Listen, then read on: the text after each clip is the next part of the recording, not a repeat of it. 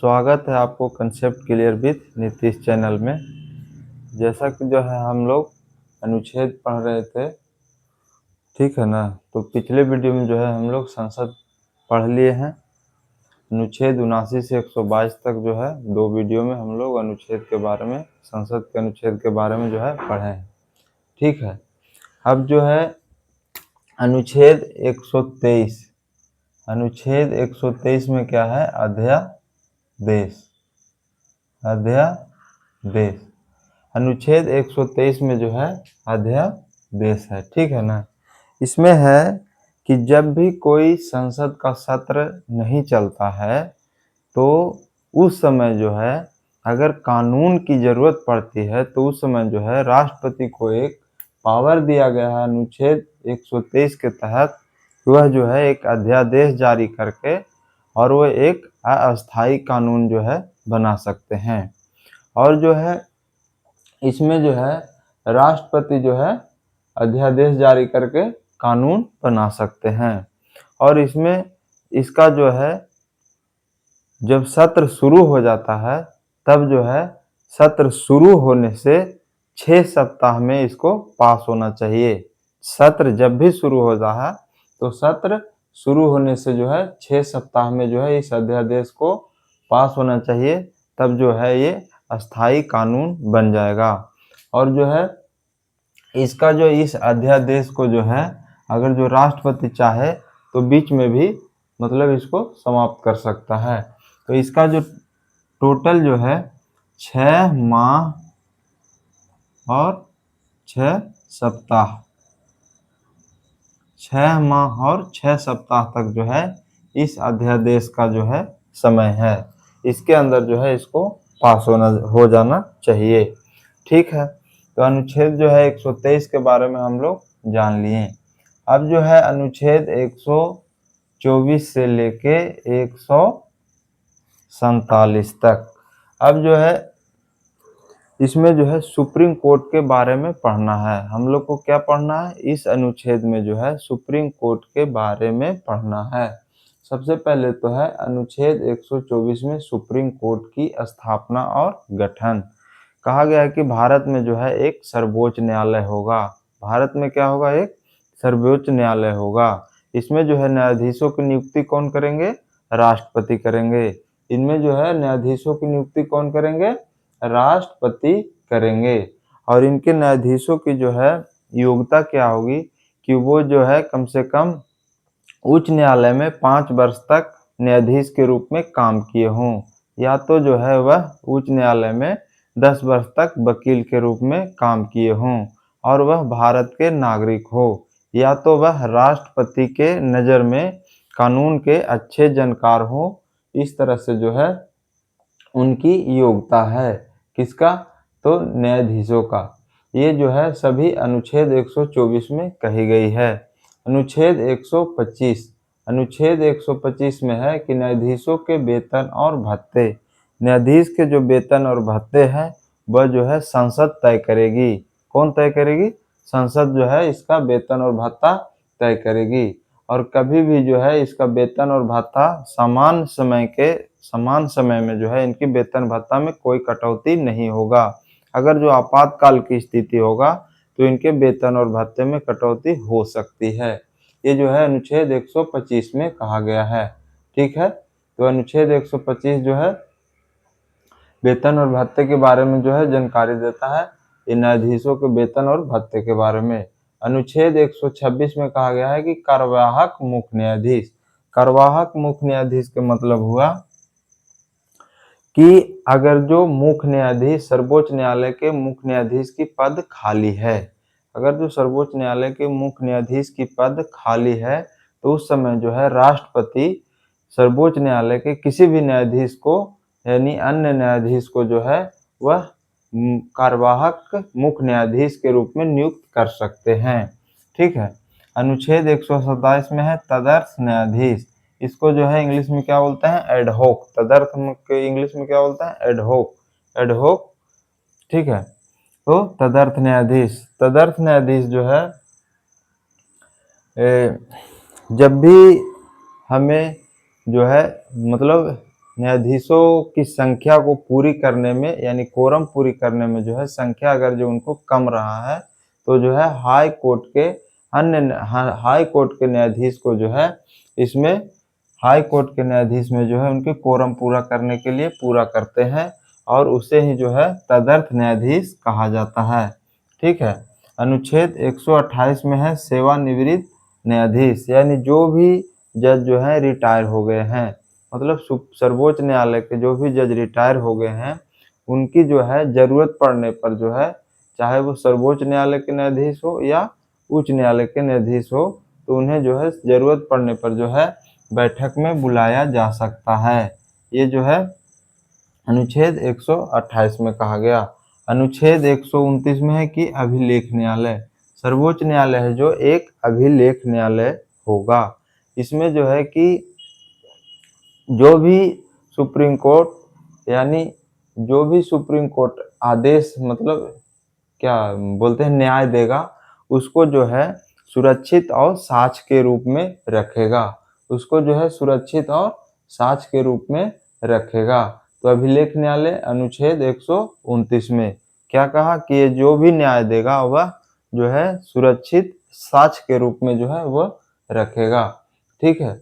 अनुच्छेद 130 में supreme court का स्थान, सुप्रीम कोर्ट जो है भारत में जो है एक ही है और जो कहाँ है तो दिल्ली में। अगर जो सर्वोच्च न्यायालय के मुख्य न्यायाधीश, अगर जो सर्वोच्च न्यायालय के मुख्य न्यायाधीश जो है कहीं अन्य जगह बैठक करना है तो वह राष्ट्रपति की सलाह लेके जो है कहीं भी भारत में अन्य जगह पर वह बैठक कर सकते हैं। ठीक है। अनुच्छेद 131, अनुच्छेद 131 में है आरंभिक और मूल क्षेत्राधिकार। आरंभिक यानी मूल क्षेत्राधिकार। कुछ ऐसे विवाद हैं जो डायरेक्ट सुप्रीम कोर्ट में ही लाया जा सकता है अनुच्छेद 131 के तहत। जैसे भारत सरकार और किसी राज्य के बीच विवाद है तो अनुच्छेद 31 के तहत जो है मूल क्षेत्राधिकार के अंतर्गत जो है सुप्रीम कोर्ट में ही लाया जाएगा। अगर जो कोई दो राज्य या दो से अधिक राज्यों के बीच विवाद है तो वह जो है सुप्रीम कोर्ट में मूल क्षेत्राधिकार के रूप में जो है सर्वोच्च न्यायालय ही फैसला देगी। ठीक है। अनुच्छेद 132 में है अपीलीय क्षेत्राधिकार, मतलब जो है अनुच्छेद 132 के तहत जो है अपील करने का अधिकार है। किसमें? सर्वोच्च न्यायालय में अपील करने का अधिकार जो है अनुच्छेद 132 में दिया गया है। अनुच्छेद 133 में है कि जो है सिविल मामला में अपीलीय अधिकार। सिविल मामला जैसे दीवानी की मामला, दीवानी में से हो गया आपको शादी की मामला, दहेज की मामला, ये सब जो है आपको सिविल मामला में आता है। जमीन की मामला ये सिविल मामला में है, तो सिविल मामला में जो है आप अनुच्छेद 133 के तहत जो है सर्वोच्च न्यायालय में अपील कर सकते हैं। ठीक है। अनुच्छेद 134 में है आपराधिक मामला में अपीलीय क्षेत्राधिकार।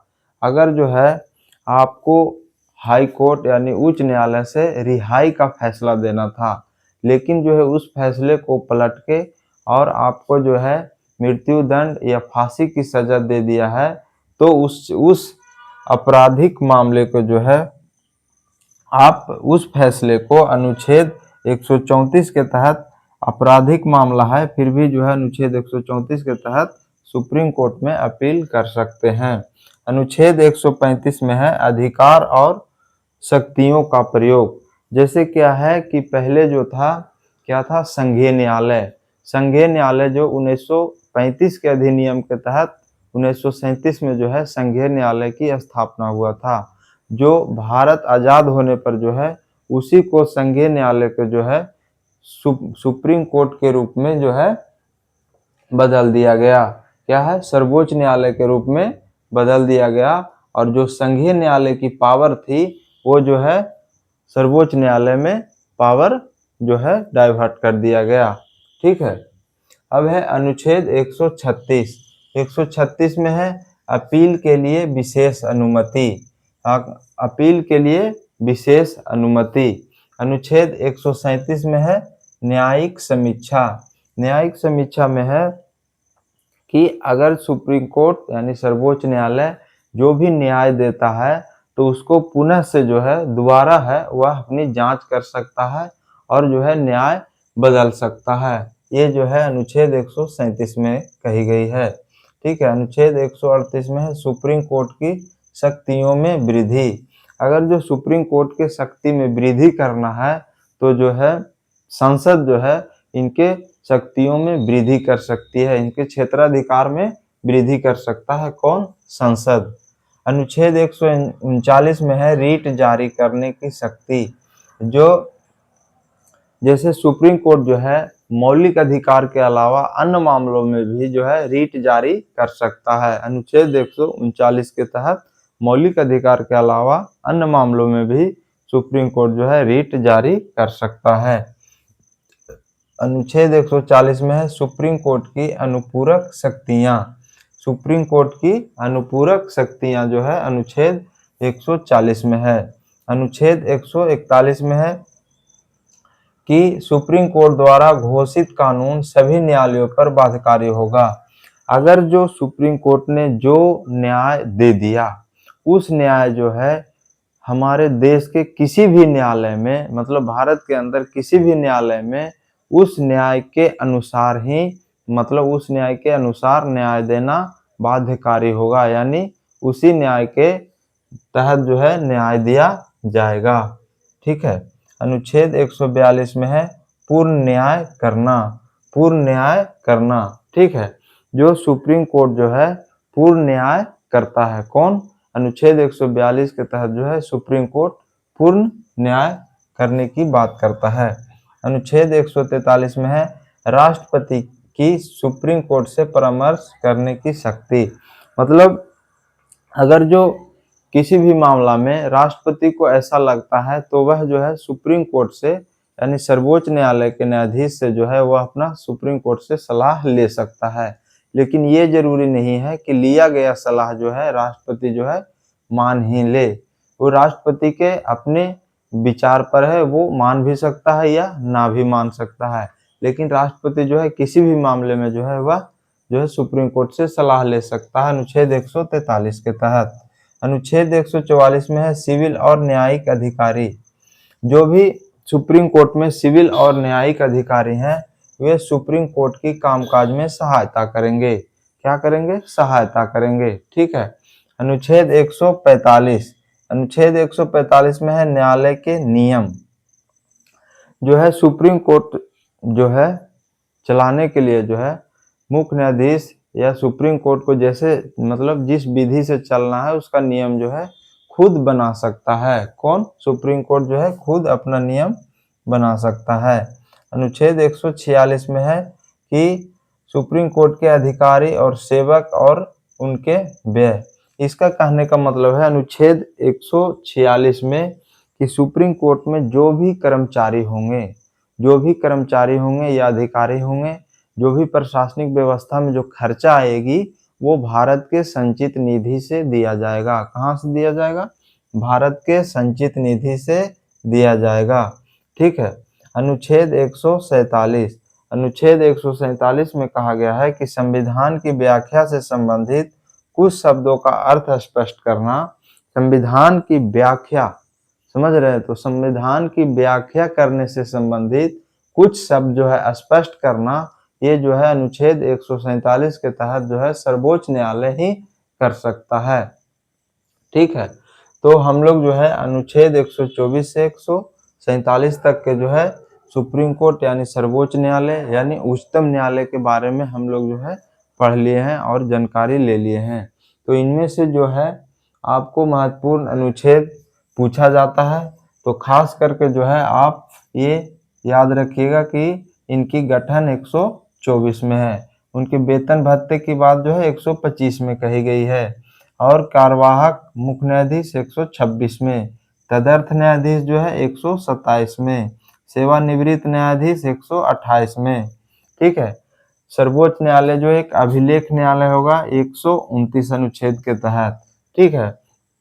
इसमें जो है आरंभिक मूल क्षेत्राधिकार अनुच्छेद 131 में, अपीलीय जो है क्षेत्राधिकार अनुच्छेद 132 में, इस तरह से जो है एग्जाम में पूछे जाते हैं। तो आपको जो है वीडियो को पूरा ध्यान से देखिएगा, सुनिएगा, समझिएगा। खास करके जो है ये सब अनुच्छेद जो है पूछे गए हैं और इनमें से लगभग अनुच्छेद जो है पूछे गए हैं। सिविल मामलों में अपीलीय अधिकार 133 में और आपराधिक मामले में 134 में, फिर जो है आपको न्यायिक समीक्षा 137 में और रीट जारी करने की शक्ति सर्वोच्च न्यायालय को अनुच्छेद 139 के तहत रीट जारी कर सकता है। फिर जो है राष्ट्रपति सलाह ले सकते हैं अनुच्छेद 143 के तहत। ठीक है, इस तरह से जो है आपको ये जो अनुच्छेद है इनके बारे में जो है जो खास करके टिक लगाए हैं ये जो है विशेष रूप से आप ध्यान दीजिएगा। ठीक है, तो वीडियो देखने के लिए धन्यवाद। अगर जो वीडियो से अगर जो आपको कुछ भी फायदा है, समझ में आ रहा है, तो आप चैनल को सब्सक्राइब कर लीजिए और लाइक कर दीजिए, ताकि जो भी आपका जो कंटेंट है दें तो सबसे पहले जो है आपके पास जाए। ठीक है, तो आज इतना ही, फिर मिलेंगे अगले वीडियो में।